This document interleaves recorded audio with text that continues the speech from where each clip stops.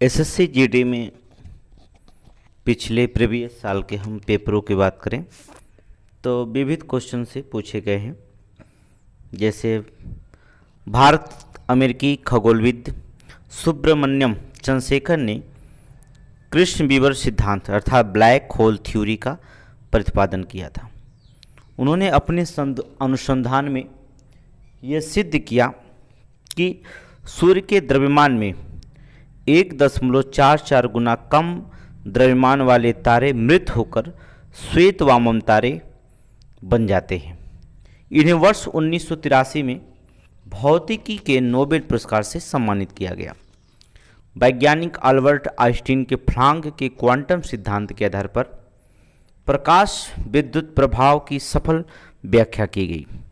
इस कार्य के लिए इन्हें वर्ष 1921 में नोबेल पुरस्कार प्रदान किया गया था।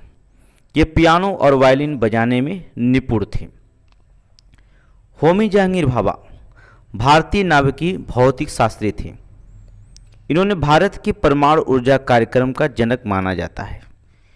इनकी स्मृति में नाभिकीय ऊर्जा के क्षेत्र में विशेष योगदान देने वाले वैज्ञानिकों को होमी भाभा पुरस्कार प्रदान किया जाता है।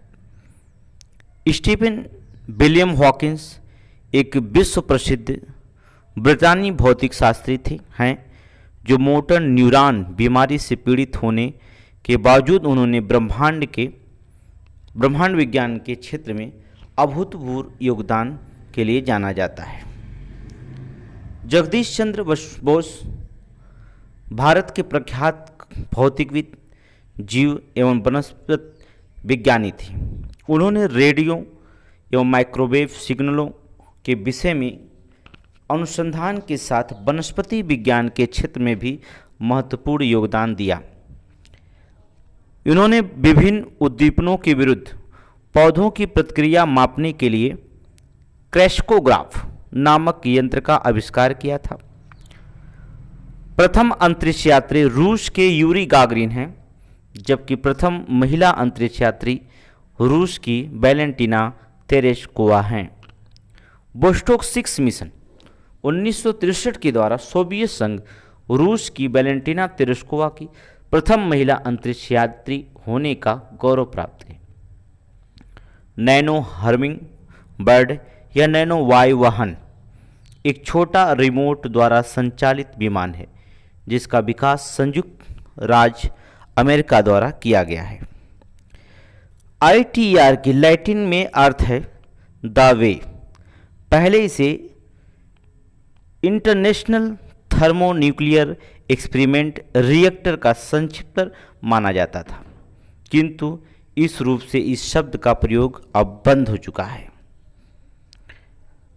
इस परियोजना में ITER संलयन ऊर्जा की संभावनाओं को प्रदर्शित करने हेतु संयुक्त अंतर्राष्ट्रीय अनुसंधान एवं विकास परियोजना है। इस परियोजना में यूरोपीय संघ, जापान, चीन, भारत, दक्षिणी कोरिया, रूसी संघ एवं अमेरिका की सहभागिता है। यह परियोजना दक्षिणी फ्रांस के प्रकाश नगर में निर्माणाधीन है। श्वेत महादेश के नाम से प्रसिद्ध दक्षिणी गोलार्ध में स्थित अंटार्कटिका में स्थापित भारत का पहला अनुसंधान केंद्र दक्षिणी गंगोत्री था, जिसे 1984 में स्थापित किया गया था। यहाँ स्थापित भारत का दूसरा अस्थायी शोध केंद्र मैत्री है। इसके लॉस मैन हिल क्षेत्र में भारत का तीसरा अनुसंधान केंद्र भारतीय स्थापित किया गया। अणुचुंबकीय पदार्थ वे पदार्थ हैं जो किसी चुंबकीय क्षेत्र में रखे जाने पर क्षेत्र की दिशा में आंशिक रूप से ही चुंबकित होते हैं तथा किसी अति चुंबक के समीप लाए जाने पर ही ये आकर्षित होते हैं। इसके उदाहरण हैं oxygen, platinum, sodium, aluminium, manganese, potassium, chromium. लोहा, निकेल, कोबाल्ट लौह चुंबकीय पदार्थ हैं तथा तीव्रता से चुंबक द्वारा आकर्षित हो जाते हैं। एल्युमिनियम अनचुंबकीय पदार्थ है जो केवल अति शक्तिशाली चुंबक द्वारा ही आकर्षित होता है।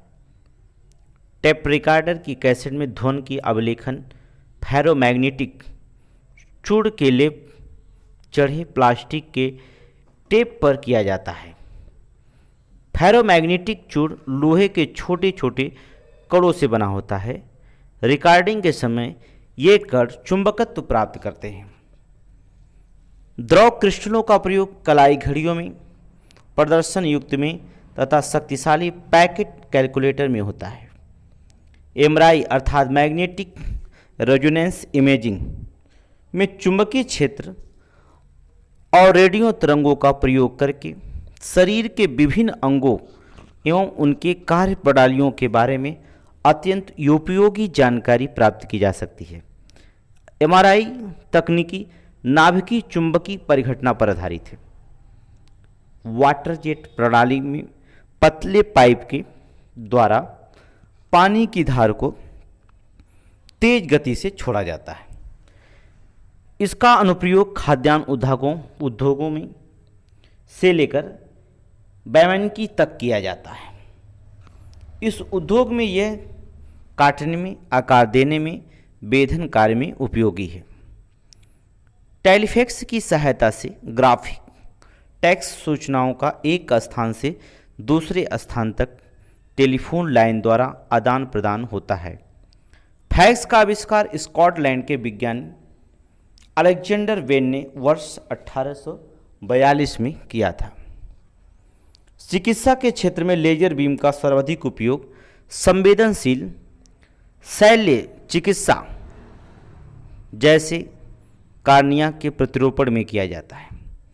यह तकनीकी किडनी स्टोन, कैंसर, ट्यूमर तथा मस्तिष्क के ऑपरेशन में भी इस्तेमाल किया जाता है।